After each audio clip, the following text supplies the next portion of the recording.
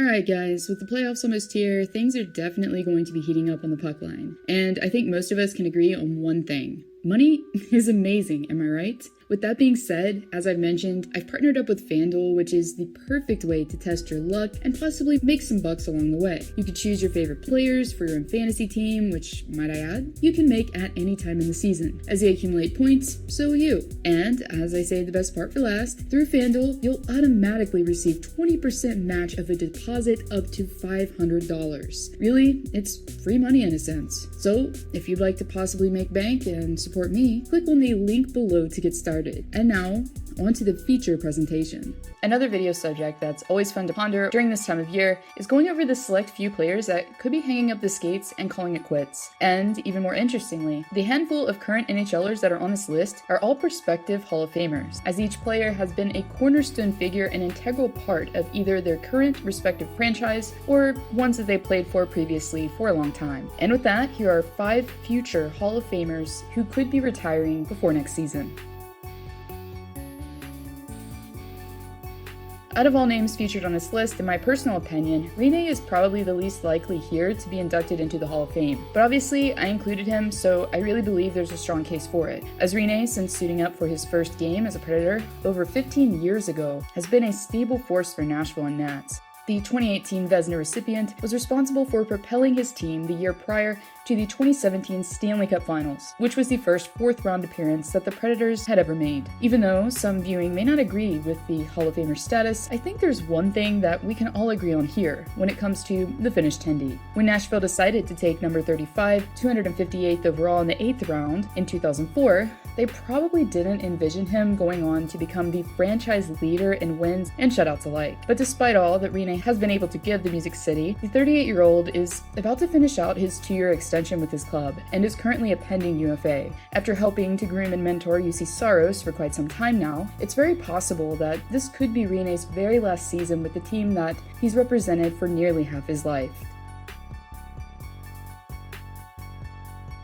Speaking about longevity, there's an unproven myth that the younger you act, the younger you'll stay internally and externally as well, as Jumbo Joe Thornton has been known for keeping it light and interesting throughout his 20-plus years spent in the league. From captaining 2 NHL teams to winning both the Art Ross and Hart trophies in 2006, number 97 has been a stable offensive force for quite some time. But after getting to the Stanley Cup Finals in 2016, Thornton, without a doubt, is in pursuit of Luke Stanley as a Maple Leaf. As Thornton has acclimated nicely with Toronto, the Leafs currently, in my opinion, are the biggest threat coming from the North Division. Not exactly saying they're my Stanley Cup favorite, but I digress. Currently on a very inexpensive 1-year deal as a pending UFA, it's very possible that cup or no cup, this could very well be the 41-year-old's last crack at it this spring. But, despite the turnout either way, Thornton has nothing to hang his head about.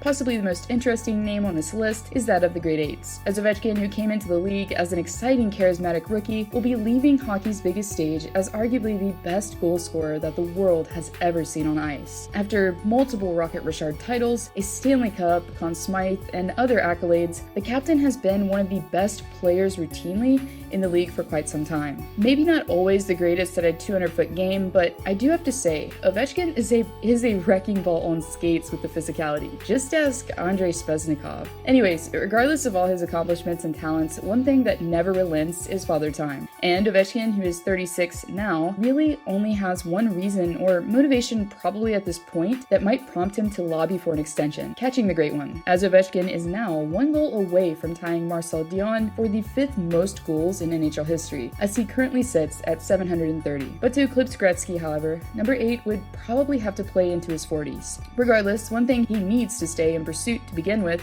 is a contract extension, as Ovechkin, who is a pending UFA, is about to come off a 13-year, $124 million contract. But despite the forward being eligible for his next deal since July, Washington has been taking their time while re-signing Connor Sherry and Trevor Van Riemsdyk here recently. One thing's for sure though, despite the uncertainty, is that I don't think Ovechkin would want to retire with any other team besides the Capitals, and that's a sure fact. And yet another grizzled vet that Washington has to offer on its roster is the big man himself, Zdeno Chara. As the tallest player to ever play the game, has been doing it impressively since I was still in grade school. Yes, the 44-year-old who was drafted in 1996 has been proving to spectators that age is just a number. And for a big chunk of the 23 years he's played, Chara was an integral part of the Boston Bruins franchise. As the former captain, helped bring the Stanley Cup to Beantown in 2011 for the first time since 1972. And besides the championship ring, Chara was also recognized as the best defenseman amongst his peers as he captured the Norris Trophy in 2009. But even though he did eventually slow down offensively towards the tail end of his tenure as a Bruin, Chara was still a very valuable asset for his intangibles. As number 33, was responsible for mentoring up-and-comers on the blue line in Charlie McAvoy and Brendan Carlo prior to his ultimate farewell to the team.